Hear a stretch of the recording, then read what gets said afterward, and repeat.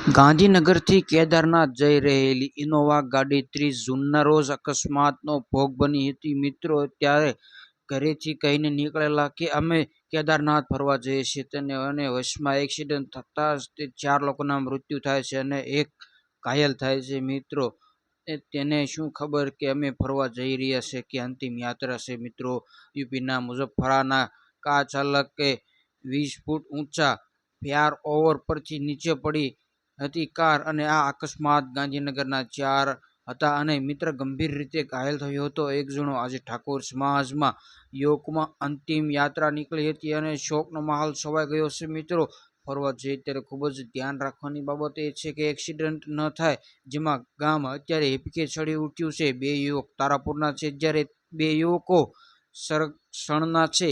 મિત્રો આ એક અકસ્માત જ્યાં 4 ભોગ લીધા છે. આજે ચારેયને લાશને વતનમાં લઈ લાવવામાં આવી છે. 2 યુવક ગાંધીનગરના તારાપુરના છે ત્યારે 2 યુવક સરક્ષણના છે. મિત્રો આજે આ વિડીયો એટલો શેર કરો કે એક્સિડન્ટ ન થાય. તો બસ આ વિડીયોમાં એટલું જ. તે લાઈક અને સબસ્ક્રાઈબ કરી દેજો આવા ને આવા વિડીયો જોવા માટે.